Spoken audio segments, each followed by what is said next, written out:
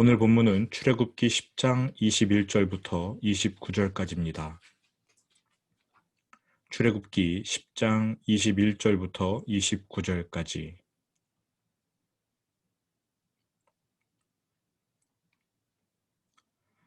다 찾으셨으면 합독하겠습니다. 여호와께서 모세에게 이르시되 하늘을 향하여 내 손을 내밀어 애굽 땅 위에 흑암이 있게 하라. 곧 더듬을 만한 흑암이리라. 모세가 하늘을 향하여 손을 내밀매 캄캄한 흑암이 3일 동안 애굽 온 땅에 있어서 그동안은 사람들이 서로 볼 수 없으며 자기 처소에서 일어나는 자가 없으되 온 이스라엘 자손들이 거주하는 곳에는 빛이 있었더라. 바로가 모세를 불러서 이르되 너희는 가서 여호와를 섬기되 너희의 양과 소는 머물러 두고 너희 어린 것들은 너희와 함께 갈지니라.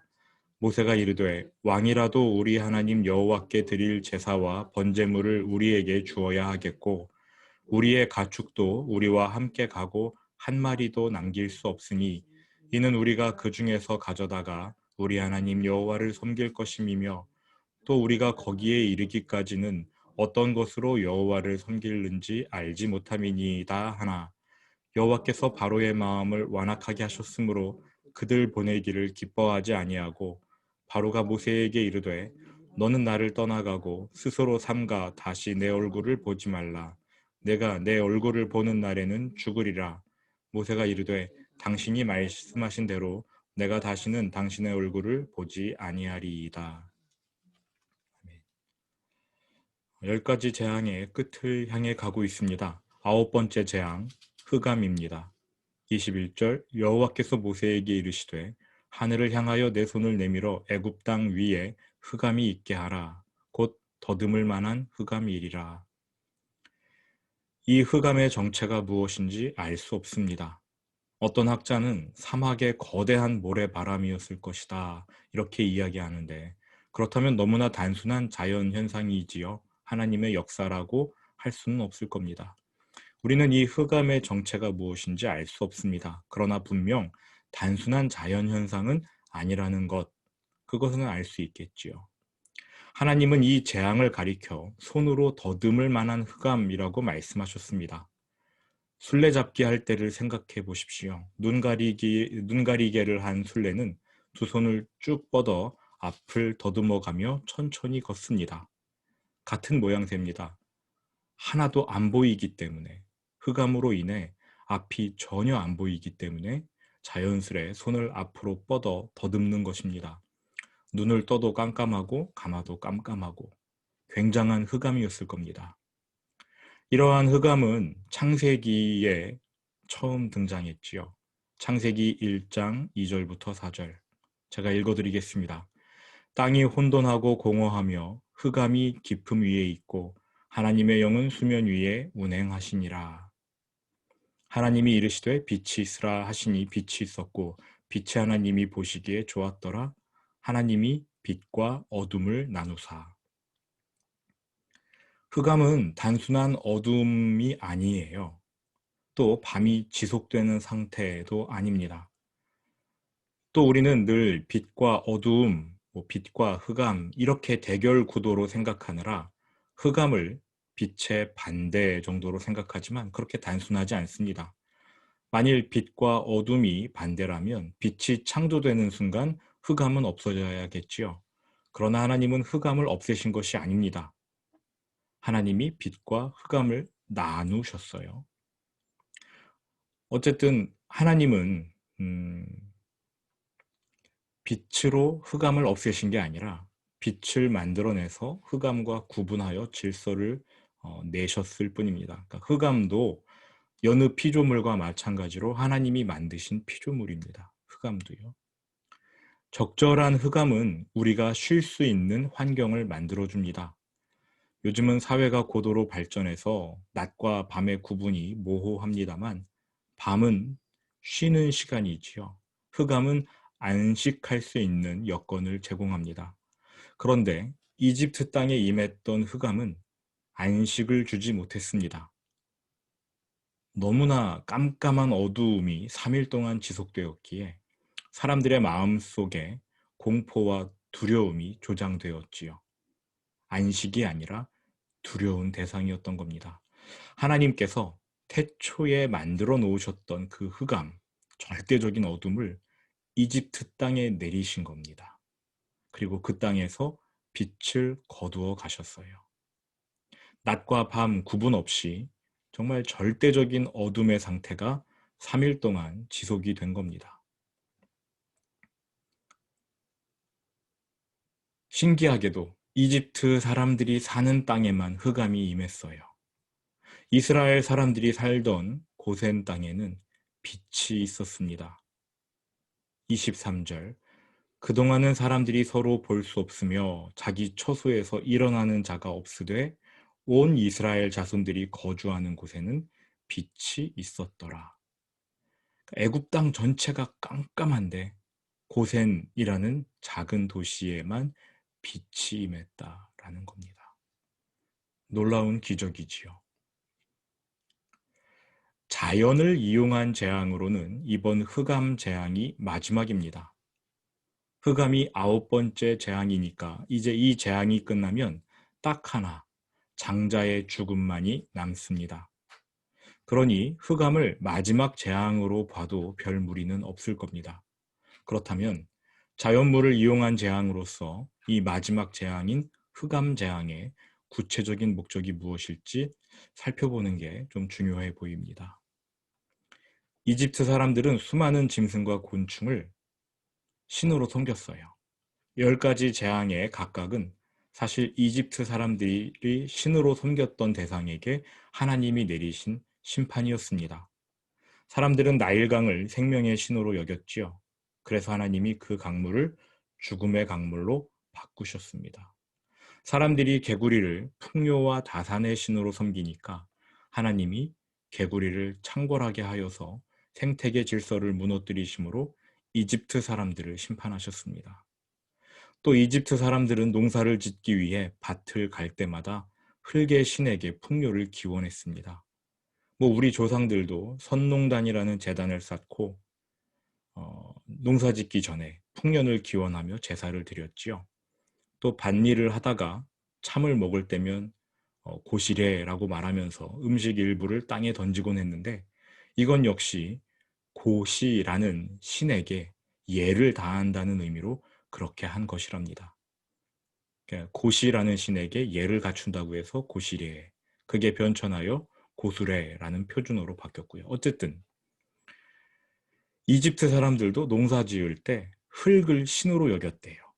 그래서 그 흙의 신에게 풍요를 빌면서 제사를 드렸답니다. 그랬더니 하나님이 그 흙을 이로 바꾸어서 이집트 사람들의 몸에 올라 피를 빨게 해버렸습니다. 이집트인들이 신으로 섬겼던 대상을 통해 그들을 괴롭게 하신 것이지요. 네 번째 재앙인 파리 역시 풍뎅이 모습을 한 흡혈파리인데 이집트 사람들은 그 파리를 하루 일정을 주관하는 신으로 삼아서 숭배했습니다. 하나님께서 이들의 헛된 우상 숭배를 가만히 놔두실 리 없지요. 파리의 개체수를 무수히 많게 하셔서 이집트 사람들에게 쏟아 부으셨습니다. 이렇게 하나님께서는 하루 일정을 주관하는 신 파리를 쏟아 부어서 이집트 사람들의 하루 일정을 망가뜨리셨습니다. 하나님이 참 유머러스한 분이신 것 같은데요. 그 파리라는 신을 하루 일정을 주관하는 신으로 섬겼다고 했잖아요.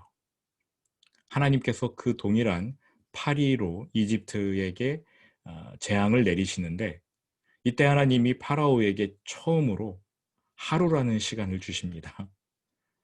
내가 내 백성과 너의 백성 사이를 구별하리니 내일 이 표징이 있으리라. 내일 이 표징이 있으리라. 파라오에게 하루라는 시간을 주신 것이지요. 파라오는 아마 자신에게 하루가 주어졌으니까 그 하루 동안 파리의 신에게 가서 하루의 일정을 물었을 겁니다. 어떻게 해야 하는지. 근데 파리가 대답을 해주겠습니까? 정확히 하루가 지나자 하나님께서 무수한 파리떼를 보내어 이집트 사람들의 하루 일정을 엉망으로 망가뜨려 버리셨지요. 하나님께서 파리의 신을 심판하신 겁니다. 이처럼 10가지 재앙은 이집트 사람들이 신으로 섬겼던 대상들에 대한 하나님의 심판이었어요. 그런데 이집트 사람들이 섬겼던 가장 큰 신이 무엇인 줄 아십니까? 태양이었습니다. 태양신. 파라오들은 자신을 태양신의 아들이라고 말하곤 했지요. 여러분이 많이 들어보셨을 람세스라는 말은 태양신의 이름인 라와 아들이라는 뜻의 단어 모세스가 합성된 말입니다. 라 모세스, 그래서 람세스 이렇게 되는 것이지요. 이집트 사람들이 태양을 최고의 신으로 숭앙하는데 하나님께서 이것을 가만 놔두실 리 없습니다. 느닷없이 그 땅에 흑암을 뿌리십니다. 태초에 만들어 놓았던 그 흑암으로 이집트 땅을 덮어버리신 거예요. 이집트 사람들은 3일 동안 태양을 보지 못했습니다. 아무리 태양에게 간구해도 태양이 얼굴조차 내밀지 못합니다. 즉 이집트 사람들은 그 3일 동안 태양신이 자신들을 지켜주지 못한다는 사실을 뼈저리게 체험해야 했던 것입니다. 자연물을 이용한 재앙으로는 이게 마지막이에요. 그 이유는 태양신이 가장 강한 신으로 숭배되었기 때문입니다.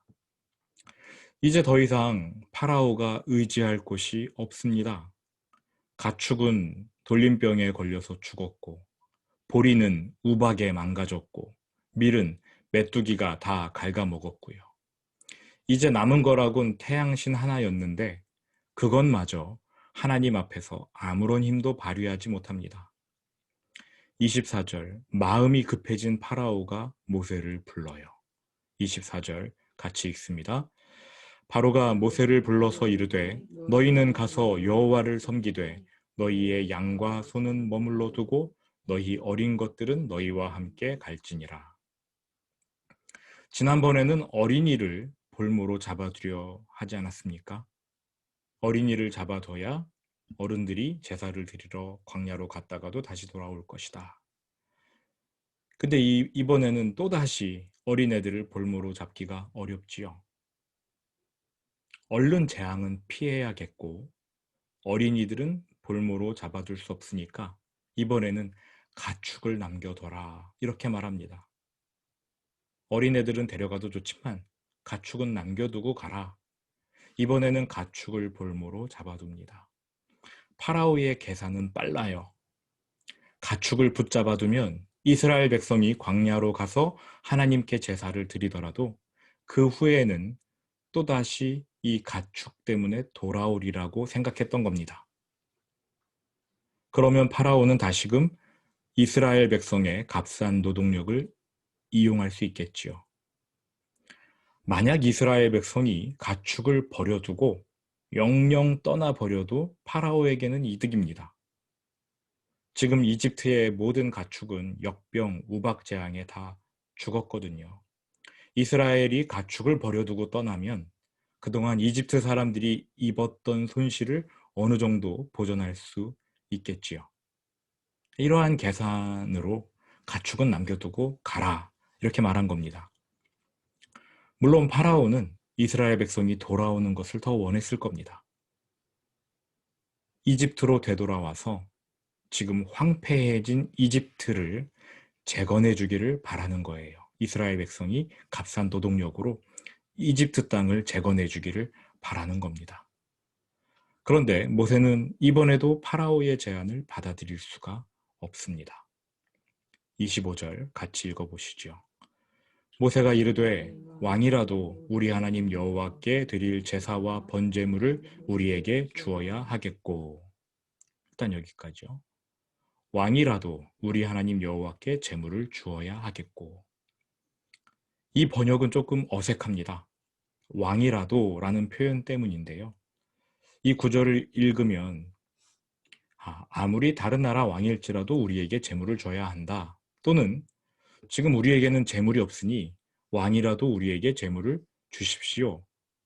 이러한 뉘앙스로 이해가 되기 쉽습니다. 그런데 원어를 보니까 왕이라도 우리에게 제물을 줘야 합니다. 이러한 뉘앙스는 없어요. 이 문장은 그냥 명령문입니다. 그러니까 제대로 번역하려면 왕이라도가 아니라 또한 왕은 이렇게 번역해야 돼요. 그렇게 한번 제가 읽어보겠습니다. 모세가 이르되 또한 왕은 우리 하나님 여호와께 드릴 제사와 번제물을 우리에게 주어야 하겠고. 뭔 차이가 있느냐 싶겠지만 굉장한 차이가 있습니다. 지금 모세가요, 파라오에게 명령하고 있어요. 재물 내놔라. 이렇게 말하고 있는 겁니다. 지금 파라오가 뭐 이스라엘의 가축을 가져가거나 그런 게 아니거든요. 모세가 지금 쉽게 말하면 협박을 하고 있는 겁니다. 재물 내놔. 이렇게요. 왕은 여호와께 드릴 재물을 우리에게 내놓으라. 왕이 재물을 내놓아도 시원찮을 판인데 지금 이스라엘의 가축을 붙잡아 두겠다고 말합니까? 라면서 모세가 지금 화를 낸 거예요. 엄청 크게 화를 낸 겁니다. 지금 이 구절에는 화가 나 있다라는 표현을 찾아볼 수 없지만 이 문장은 지금 모세가 화를 내고 있는 거예요. 26절 우리의 가축도 우리와 함께 가고 한 마리도 남길 수 없으니 이는 우리가 그 중에서 가져다가 우리 하나님 여호와를 섬길 것임이며 또 우리가 거기에 이르기까지는 어떠한 것으로 여호와를 섬길는지 알지 못함이니이다. 파라오의 제안을 거절한 이유는 하나님께서 어떠한 짐승을 제물로 원하실지 모르기 때문에 가축을 다 데려가야 한다. 이런 것이죠. 27절, 28절 여호와께서 바로의 마음을 완악하게 하셨으므로 그들 보내기를 기뻐하지 아니하고 28절은 같이 읽어보겠습니다. 바로가 모세에게 이르되 너는 나를 떠나가고 스스로 삼가 다시 내 얼굴을 보지 말라. 내가 내 얼굴을 보는 날에는 죽으리라. 파라오가 내 눈에 띄지 마라. 너 내 눈에 띄는 날 너 나한테 죽는다. 모세에게 엄포를 놓습니다. 그런데요. 모세가 이에 질세라. 당신 말 참 잘했어. 나는 당신의 얼굴을 다시 보지 않을 거요. 이렇게 말합니다. 29절 모세가 이르되 당신이 말씀하신 대로 내가 다시는 당신의 얼굴을 보지 아니하리이다. 그동안 우리는 재앙에 관심을 두고 살펴보느라 모세가 지금 어떻게 변해 있는지를 집중해 보지는 못했습니다. 그런데 지금 모세가 하는 말을 여러분 들어보시니까 어떠십니까? 과거와는 크게 달라져 있지요. 파라오에게 재물을 내놓으라고 협박합니다. 모세가요. 그리고 파라오에게 화도 내요. 그러면서 파라오가 너 다시는 내 눈앞에 얼씬도 하지 마라. 이랬더니 너 말 잘했다. 너 말대로 정말 내가 다시는 너의 얼굴을 볼 일이 없을 거다. 이렇게 받아치기까지 합니다. 우리가 알았던 모세와 지금 완전히 달라져 있어요. 무슨 일이 생기긴 생겼는데 지금 살펴보기는 너무 시간이 많이 걸려서 내일 살펴보도록 하겠습니다. 오늘 말씀을 정리합니다. 하나님의 입장에서는 지금까지 파라오가 참 잘 견뎌줬어요. 하나님이 지금 어퍼컷을 날리실 텐데 파라오는 그때까지 그로기 상태가 되더라도 버텨야 합니다. 그냥 가벼운 잼 몇 차례 얻어맞고 파라오가 다운되면 안 돼요. 하나님의 전능하심이 온 세상에 드러나야 하기 때문입니다.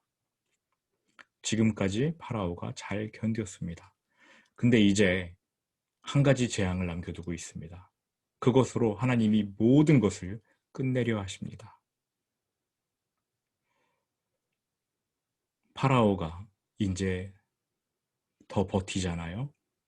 그를 기다리는 것은 죽음뿐입니다. 죽음. 이를 암묵적으로 나타내신 기적이 바로 9번째 흑암 재앙이에요. 파라오에게 남은 것은 이제 죽음뿐이다. 이걸 보여준 게 바로 9번째 흑암 재앙이었습니다. 오늘 말씀에서 우리는 하나님의 굉장히 무서운 면면을 살펴볼 수가 있습니다.